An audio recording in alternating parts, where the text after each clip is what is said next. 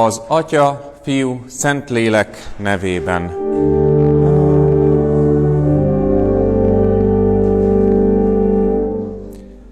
Te benned bízom, Uram, igazságoddal oltalmazz és ments meg engem. Istenem, ifjúkorom óta tanítottál engem, és mind mostanáig hirdetem csodáidat és igazságodat, amely felér a magasságig, mert te nagy dolgokat cselekedtél.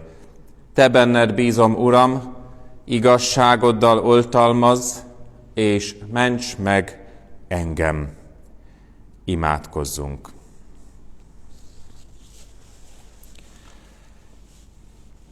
Örökkévaló Istenünk, benned bízunk karácsony ünnepe után is, mert az ünnep fényei, az ünnep reményei, üzenetei ugyan megmaradnak szívünkben és lelkünkben, de haladunk tovább a hétköznapok útján. Add, Urunk, hogy a hétköznapok kihívásaiban is benned tudjunk bízni, mert te megszólítasz bennünket szereteteddel, amely eljut szívünkhöz és lelkünkhöz, és újjáteremt bennünket arra a békességre, amelyet egyedül te adhatsz meg kegyelmed által. Békesség Istene, szólíts meg bennünket. Amen. Testvéreim, hirdetem ti néktek bűneitek bocsánatát, hogy oldozva legyen a földön és a mennyben az Atya, a Fiú és a Szentlélek Isten nevében, Krisztus szeretetében reménykedve. Ezért hirdetem ti néktek, hogy Isten megkönyörült rajtunk, és úgy szerette a világot, hogy az ő egyszülött fiát adta, hogy aki hisz ő benne, el ne vesszen, hanem örök élete legyen. Dicsőség a magasságban Istennek, és a földön békesség, és az emberekhez jó akarat. Hallgassa meg a gyülekezet a mai vasárnap, karácsony ünnepe utáni, oltár előtti felolvasásra rendelt igéjét, ugyan mint azt megírva találjuk János jelenések könyvében található részben, az első fejezetben, a 9. verstől tartó részt a következőképpen.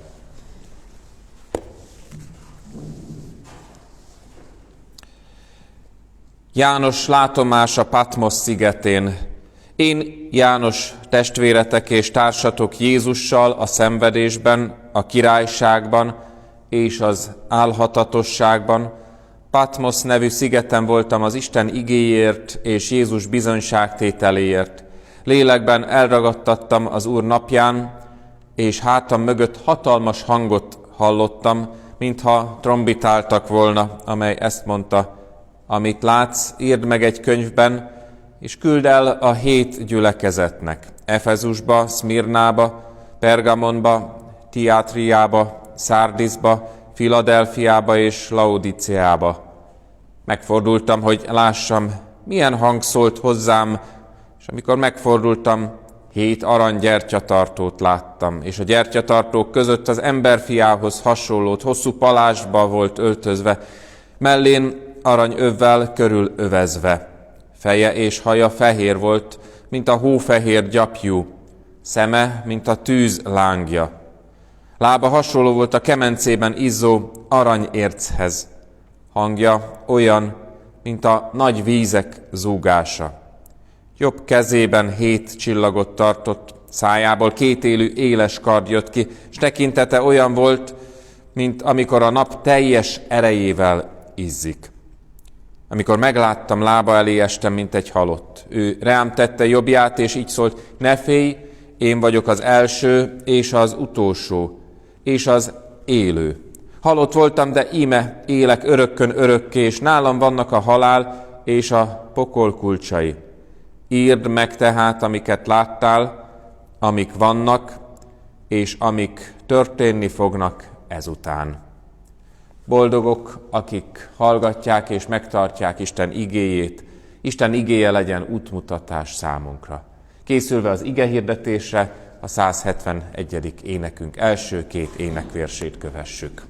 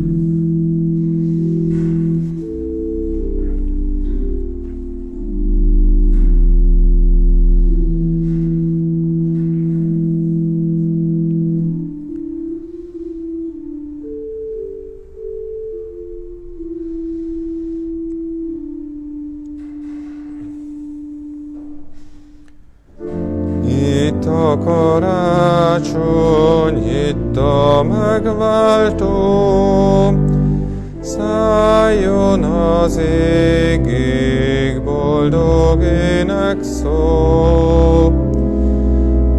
Eljött a mennyből ember lélek, ő hoz a földre békességet.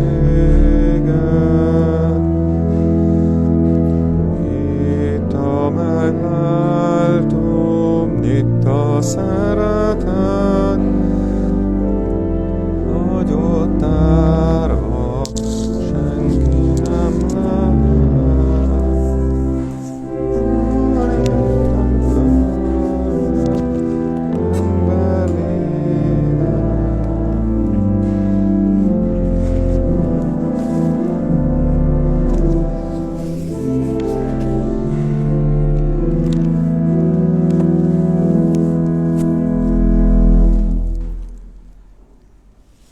Kegyelem néktek és békesség Istentől, ami Atyánktól és ami Urunktól, Jézus Krisztustól. Amen. Hallgassa meg a gyülekezet a mai vasárnap igehirdetési alapigéjét, ugye, mint azt megírva találjuk János evangéliumában, a 20. fejezetben, a 30. verstől tartó részt a következőképpen. Sok más jelt is tett Jézus a tanítványai szeme láttára, amelyek nincsenek megírva ebben a könyvben. Ezek pedig azért irattak meg, hogy higgyétek, Jézus a Krisztus, az Isten fia, és e hitben életetek legyen az ő nevében. Amen.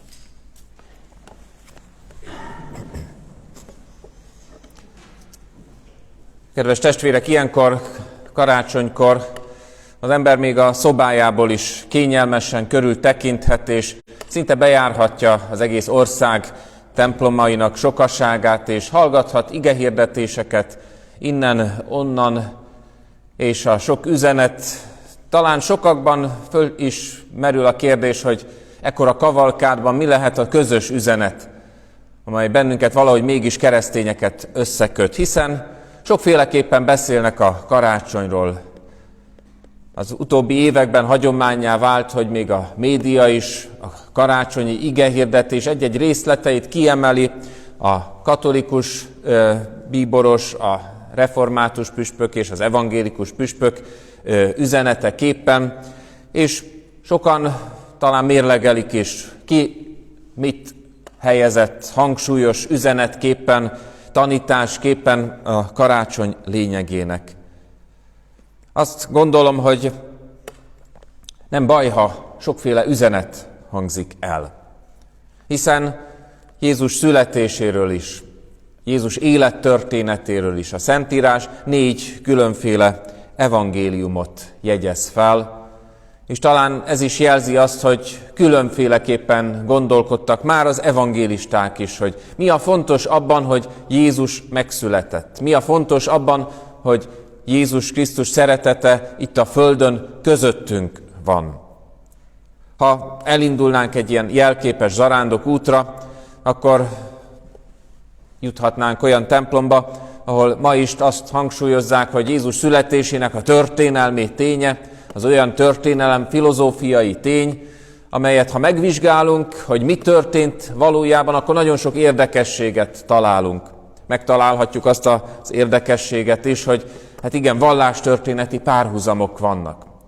Az a kicsit olyan meseszerű történet, hogy a legkisebbtől a legnagyobbig ott van a születés csodájánál, az a kicsit olyan összeszerkesztett változat, hogy szinte az egész világ megjelenik a születés csodájánál, az növényektől, az állatokon át, egészen az univerzumig, a bolygókig, az más vallásoknál is születéstörténetekben, eredet történetekben megjelenhet. Igen, mi történt, teszi föl Máté evangélista is a kérdést, amikor azzal foglalkozik, hogy kik lehettek ott, hogyan lehettek ott, ki Jézus történetének, családfájának a múltja. És mi is nagyon sokszor rácsodálkozunk erre a kérdésre, és adunk választ hogy mi történt akkor ott. És egy-egy üzenetben talán mi is erőt merítünk, hogy milyen érdekes, hogy az a történés, az a múlt valahogy a mi életünkre is kihat. Aztán, ha tovább mennénk egy másik templomba, ott egy újabb igehirdetés nem azt a kérdést feszegeti, hogy mi történt, hanem talán azt a kérdést teszi föl János evangélista módján, hogy mit jelent ez nekünk. Mit jelent az, hogy Krisztus megszületett? Ne a történelem múltját keressük, hanem emberként, létező valóságként, gondolkodó, filozófáló emberként tegyük föl azt a kérdést, ha Isten szeretete közöttünk van, akkor az nekünk, embereknek milyen üzenetet ad, milyen jelentést ad.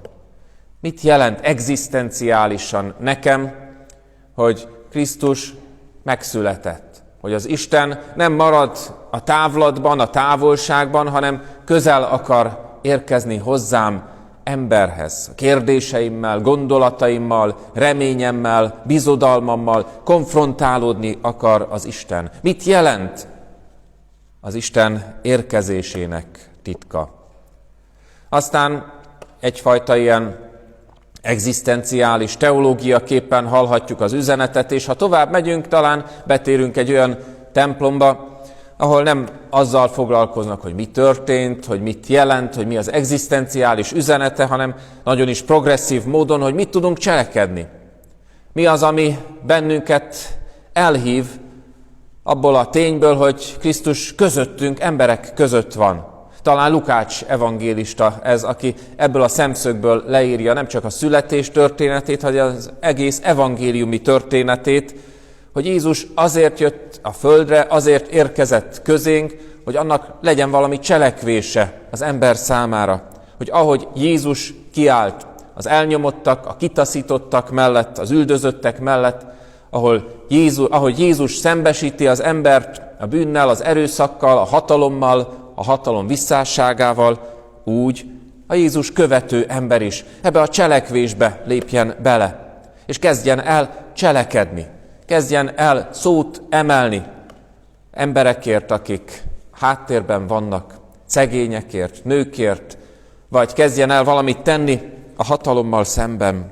Igen, bizonyára lenne ilyen prédikáció is, ami üzenetképpen ezt fogalmazza meg, karácsonyi üzenet, amely cselekvésre hív, hogy az ember kilépjen a nyugalmából, és cselekvő, Istenben hívő, cselekvő emberként éljen küldetésében.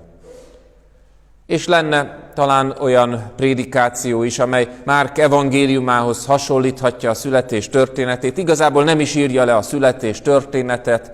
Az egész Jézus esemény ott kezdődik, hogy keresztelő János tanúságot tesz Jézusról, hiszen nem az a lényeg, hogy mikor született, nem az a lényeg, hogy mit jelent Jézus születésének, érkezésének a története, még csak nem is az a lényeg, hogy az ember valahogy cselekvő módon föl tudja mutatni, lám, én tettem valamit az emberért.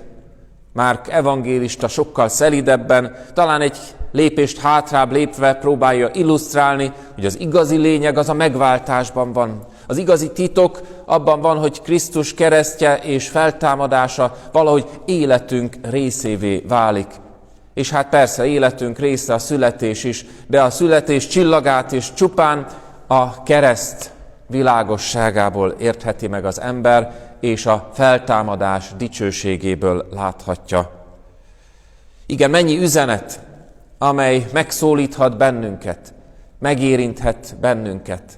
Tanúságtétel és bizonyságtétel, dicsőítés, ének és imádság, elmélkedés és áhítat, amely valahogy mégis ugyanazt próbálja tovább adni.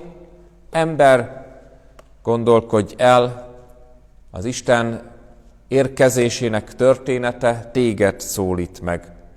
János is talán szembesült azzal, hogy sokféleképpen gondolkodnak Jézus érkezéséről. Ő maga is nagyon realistán leírja sok más jel adatot Jézus tanítványai szeme láttára, amelyet nem írtam meg ebben a könyvben.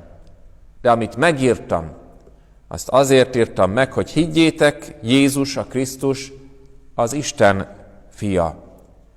És talán ez a legfontosabb, hogy minden teológia történet, minden magyarázat, minden prédikáció, minden értelmezés akkor válik igazán tanúságtétellé, ha valahogy ez a kitétel mindig ott van, hogy azért írtam meg, azért mondtam el, azért cselekedtem, azért léptem egyel hátrébb, azért próbáltam a keresztre mutatni, hogy higgyétek, Krisztus az Isten fia.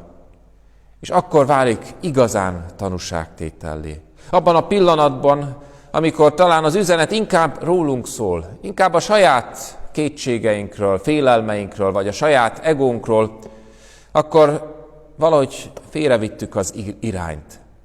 És nem Krisztus eredeti szándékát, üzenetét továbbítottuk. És ezért nagyon fontos, hogy ez az apostoli, ez az evangéliumi lelkület ott legyen minden igehirdetésünkben, de ott legyen a hétköznapi kereszténységünkben is. Amit teszek, amit vallok, amit továbbadok, azért teszem, hogy minél többen higgyék, Krisztus az Isten fia. És azért fontos, mert tovább megy az apostol is, egyedül ebben lesz életünk. Ebben egyedül az ő nevében lesz békességünk. Ilyenkor karácsony ünnepe utáni vasárnapon tobzódhatnánk a más témákban is. Vannak templomok, ahol ilyenkor a Szent Családról elmélkednek, hogy mit jelentett az, hogy Jézus családba érkezik. Vannak templomok, ahol ilyenkor János evangélista napját említik meg, hiszen János névnapja van. János névnapjához kapcsolódóan mi is János evangéliumából választottuk az igehirdetés alapigéjét, János jelenéséből volt a lekció. Mindig előttem van, gyülekezetünk volt lelkipásztorának, sokszor elhangzott gondolata, hogy a Biblia utolsó áldása is Jánoshoz kapcsolódik, hiszen a János jelenések könyvében az utolsó mondata, ez így hangzik, az Úr Isten kegyelme legyen mindnyájatokkal. És milyen érdekes, hogy lelkipásztor testvérem az utolsó nagy nyilvános szereplésén egy kiállítás megnyitón, amikor kértem, hogy köszöntse a megnyitott kapcsán az embereket, ezt az utolsó mondatot mondta el áldásképpen. Az Úr Jézus Krisztus kegyelme legyen mindnyájatokkal. Igen, János napjához is sok társítás lehetne. János áldástól kezdve a búcsúzás áldásán át, a borok János megáldásán keresztül még sok minden más, ami hozzá kapcsolódik. Vagy vannak helyek, ahol nem a Szent Családról, nem a jánosi vonalról beszélnek, hanem a betlehemi gyermekgyilkosság kapcsán az erőszak kerül szemünk elő, hiszen sajnos ez is a karácsonyi történet része. Az Isten érkezése az nem csupán kellemes életérzést ad, nem csupán ízeket, nem reményeket ad, hanem valahogy sajnos az ember életében megjelenik a bűn, az erőszak, a gyűlölet. És nagyon sokszor bűn, erőszak és gyűlölettel szemben is az Isten népének nem marad más útja, mint az, hogy menekül, mint ahogy Jézus történetében is ott van ez a menekülés vonala. Heródes gyilkosságával szemben egyedül az angyal menti ki a családot, és figyelmezteti Józsefet, meneküljetek, mert Heródes gyilkos katonái ott vannak már a városban. És sok üzenet talán ezen a vasárnapon ezzel ellentétben hangoztatja, hogy gyűlölet és erőszakkal szemben egyedül az Isten békessége adhat nekünk reménységet. Az Isten megszületett Krisztusban jelenlévő békessége adhat reménységet. Igen, ezre a napra is sok minden üzenet ott lehet a szívünkön, de ne vesszünk el a sokféleség kuszaságában, hanem találjuk meg a közös nevezőt. Mindezek azért irattak meg, azért adattak nekünk, itt a templomban keveseknek, de reménység szerint az interneten keresztül sokaknak, de reménység szerint a jövőben majd újra együttléve a gyülekezet közösségében, hogy újra és újra fölidézzük. Ezek pedig azért irattak meg, hogy higgyétek, Jézus a Krisztus, az Isten fia, és e hitben életetek legyen.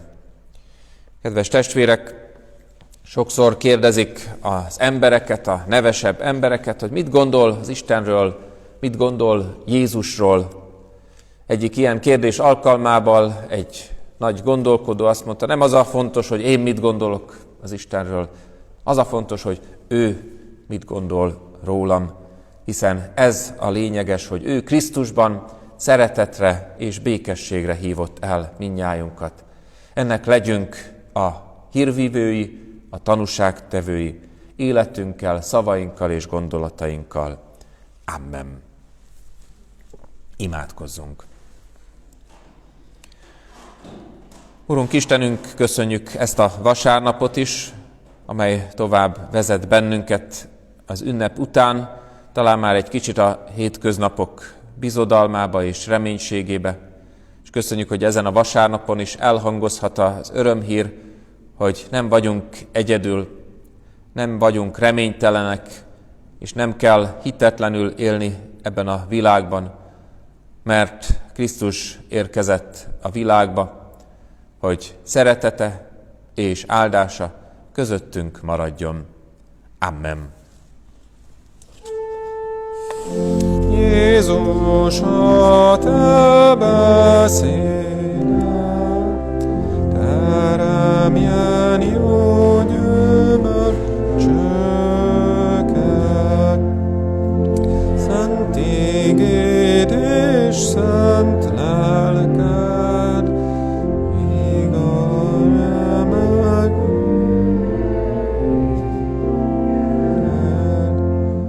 vigasztaljon bánatunkban, bátorítson halálunkban.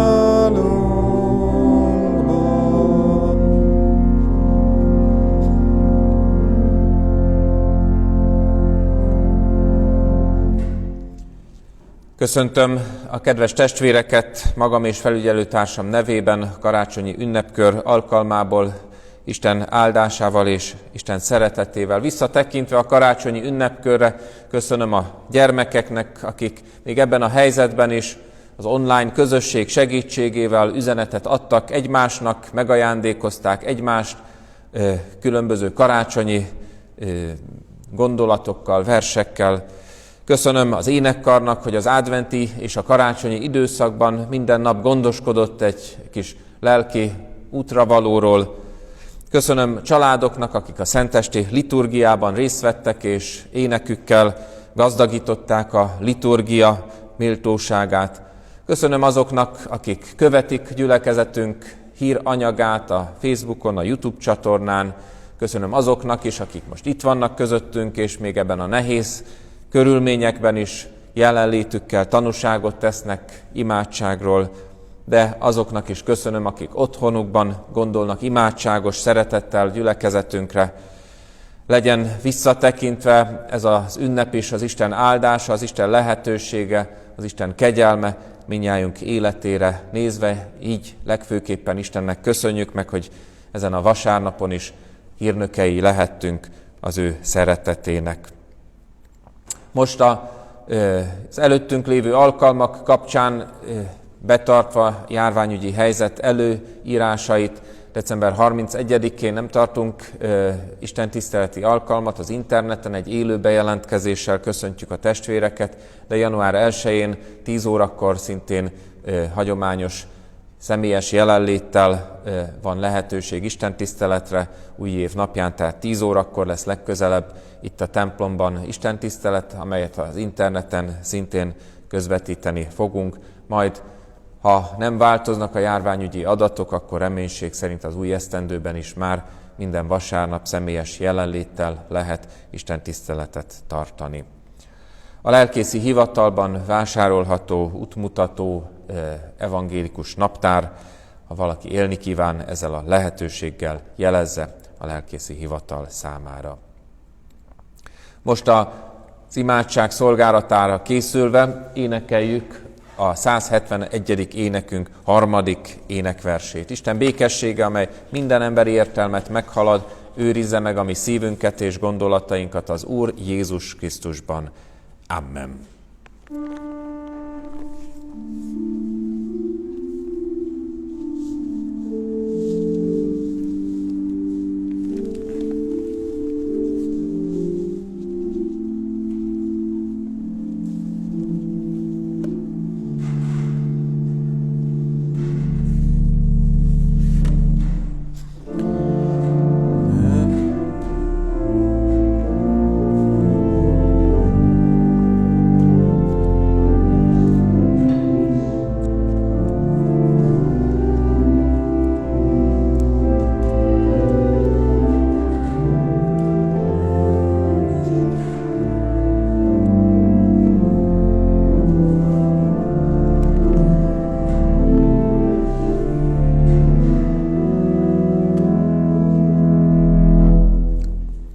Imádkozzunk! Úr Jézus Krisztus, tiéd a dicséret, a dicsőség és a hálaadás, mert annyira szerettél minket, hogy eljöttél a világba, hogy megszabadíts bennünket a bűntől és a kárhozattól.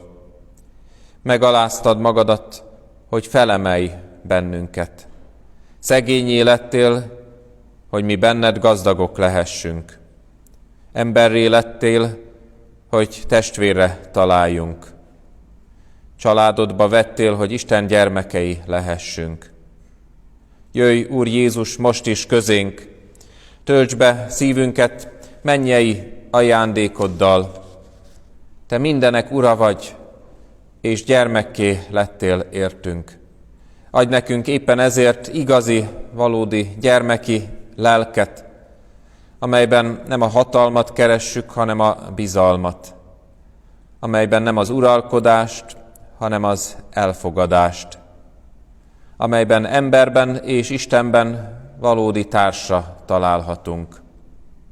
Urunk Istenünk, Te elérkeztél, mint a világ világossága, ezért világosíts meg bennünket. Világosíts, hogy elvessük a sötétség cselekedeteit. Világosíts, hogy lássuk életünk értelmét. Világosíts, hogy a benned való hit életet és szeretetet teremjen. Te vagy, Urunk, a békesség fejedelme. Ezért téged kérünk az erőszakkal szemben, áld meg békességeddel egyházadat, népünket és minden nemzetet, mert benned találhatjuk meg a békességet. Nekünk is add, Urunk, a szelídség lelkét, hogy a földön békességre törekedjünk az emberek között, a mennyben pedig az előre távozott, üdvözöltek seregével magasztaljunk majd téged örökkön örökké. Jézus nevében kérünk, akinek a nevében együtt így imádkozunk. Mi, Atyánk, aki a mennyekben vagy, szenteltessék meg a te neved, jöjjön el a te országod, legyen meg a te akaratod, amint a mennyben, úgy a földön is. Mindennapi kenyerünket add meg nékünk ma, és bocsáss meg vétkeinket, miképpen mi is megbocsájtunk az ellenünk vétkezőknek, és ne védj minket kísértésbe, de szabadíts meg a gonosztól, mert tiéd az ország, a hatalom és a dicsőség mind örökké. Amen. Mindezek után vegyétek Isten áldását. Isten népe, az Úr áldjon meg és őrizzen meg téged. Az Úr világosítsa az ő orcáját te rajtad, és könyörüljön rajtad. Az Úr fordítsa az ő orcáját te feléd, és adjon te néked vigasztaló békességet.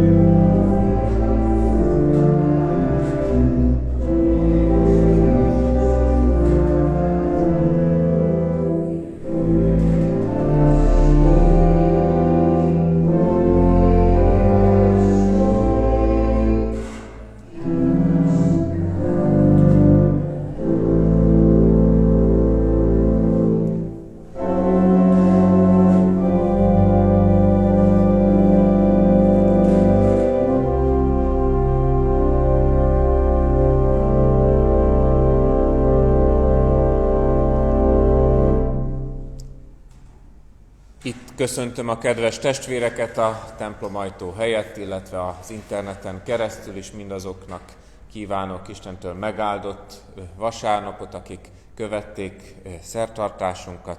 Legyen közöttünk az Isten szeretete. Erős vár a mi Istenünk.